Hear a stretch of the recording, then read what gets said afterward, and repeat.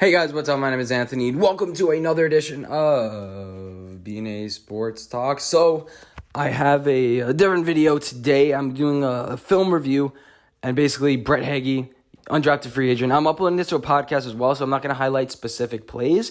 I'm basically going to have some film on YouTube, so if you're listening to podcasts, definitely do check out my YouTube page. So yeah, Brett Hagee, he's out of Florida. He played 4 years. I'll have some of the exact fact and figures, but he's like a 6'3", 320 pounds. You know, he's not, as far as physical stature, he has everything. Rarely injured, consistently playing. It's a Joe Judge guy. It's a shame that he started pretty much every single game. I think he's a play of 12 out of 13 games one season. He missed whatever. But he transitioned from left, right guard to center. Now, listen to Gator breakdown earlier in the year, and I'm pretty sure the reason for this wasn't because of his ability.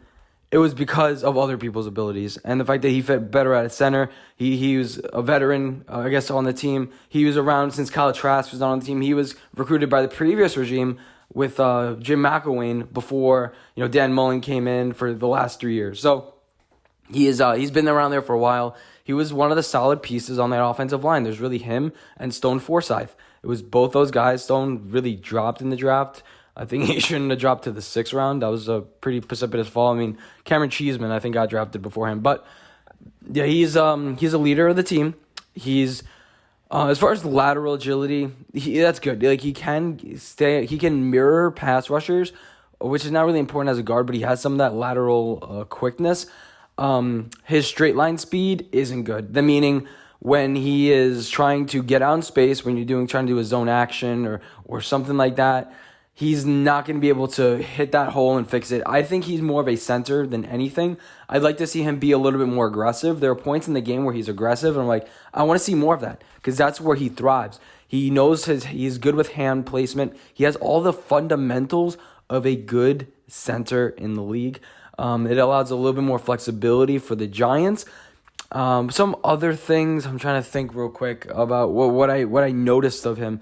I mean, there are no really glaring concerns. Sometimes he ends up in his ass a little bit too much, but he has some strength. When he played against Alabama, sometimes he was getting pushed back a lot.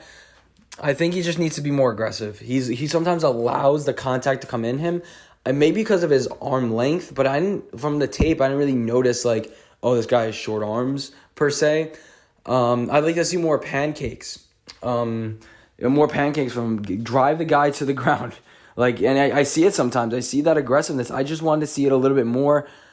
In the big games, he would do that because, he was in that moment. I want to see against a lesser competition him do that. I mean, maybe in the NFL he changes. And, so overall he keeps his base low. Pad level is great. Great leader and everything like that. So I think it's a good depth option for the Giants. And obviously I wasn't watching offensive linemen religiously. I was watching Kyle Pitts. I was watching Kadarius Toney, Trayvon Grimes, and Kyle Trask. I wasn't really watching too much of Brett Hagee, so I'm not a professional Brett Hagee. I just feel a little bit more of a connection to him.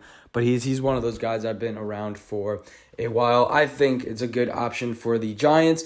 And, and also he has active feet. That's why I kind of like he keeps his feet choppy. Sometimes when he's on the block, he doesn't hold blocks well because he needs to keep his feet more active. He has active feet when he's in space, ready to get somebody.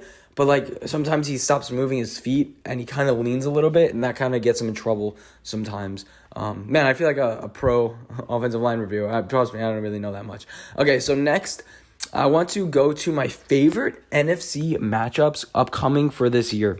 Now, I did this last year, and one of them is still on the list. It's Andrew Thomas and Chase Young. Andrew Thomas had that ankle surgery. Chase Young is going to his second year. He's going to be a little bit more of a refined pass rusher, maybe. I think so. I think he's going to learn a lot in the offseason. He's a hard worker, and I'm excited to see these two match up once again. Andrew Thomas pretty much shut down Chase Young. There's one play where Andrew Thomas tried to do that hand swipe and punch him out, and then Chase Young kind of caught him on the inside and was able to make a behind the thing tackle.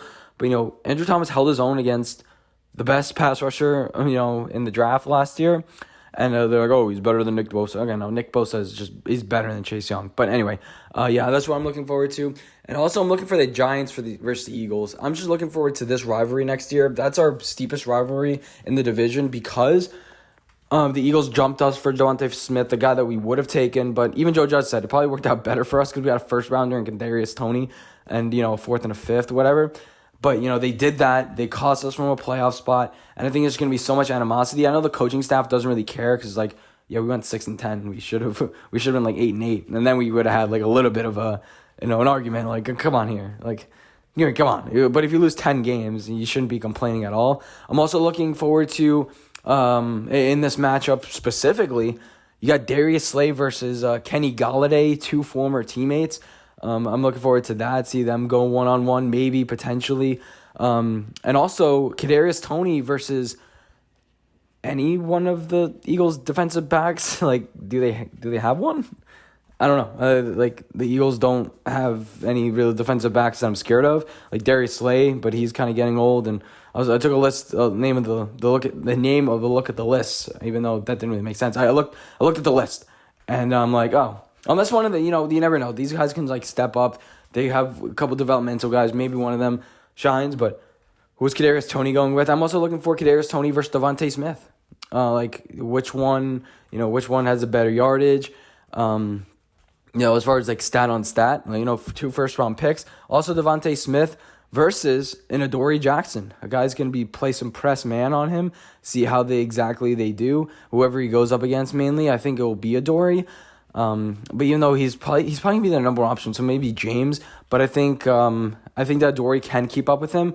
I'm looking forward to that, one-on-one matchup between them two. But I'm sure we'll show them different looks. We may play a little more of a zone look to confuse a Jalen Hurts. Because we have a little bit more of that flexibility. And then a couple other ones. Evan Ingram and his hands. Can his hands, I don't know what I'm trying to say here. He had that drop, obviously, but can his hands come in clutch, or will he just be Evan Ingram again? And then the final matchup I'm looking forward to this is just Nick Gates versus Malik Jackson or Fletcher Cox or whatever. I just want to see him fight somebody. And if there are any other matchups in this rivalry that you would like to see or something that I'm missing, let me know. And then some other ones, Barkley versus Micah Parsons. Both from the same school. I just realized that as I was making this list. I forgot they were from the same school. But, probably involved in the hazing incident a little bit. I want to see Barkley just truck Micah Parsons, or outrun him or something like that. I'm as the linebacker, I think Micah's going to start. And I'm just waiting for them to meet for the first time, and then the contact. Even if he does make the tackle, just kind of just give him a fist bump or whatever. Next, Ryan Anderson versus the Redskins or Washington's offensive line. What information can he provide about the offensive lineman for the Washington football team? Eric Flowers, who's coming back. Cornelius Lucas, Moses, and Sheriff. Ryan Anderson, let's go. As far these are rivalries, half of them. But yeah, I'm interested in that matchup. Also, Leonard Williams, I'm excited to see what he could do to that rookie left tackle, Samuel Cosme, whatever he'll be able to bring. He's gonna get utterly destroyed by Leonard Williams. I'm looking forward to that. Alex Tanney versus Daniel Jones is the next one. He's on the Eagles. He's a traitor, and when eventually he's the starter in that second game versus the Eagles. It's going to be interesting. How much does Daniel Jones really take it out on Alex Tanney? Or go a little bit easy, Try to pretend like he's getting in the game and then eventually blow the Eagles out. I'm interested to see how that dynamic is going to work. And I think I have one more on the list. Let's see. Logan Ryan versus Ryan Fitzpatrick. I'm really looking forward to this because he can fool Ryan Fitzpatrick, and especially now that they have a bunch of weapons. I'm interested to see what looks he's going to give to Ryan Fitzpatrick because he even confused Alex Smith, who doesn't throw interceptions.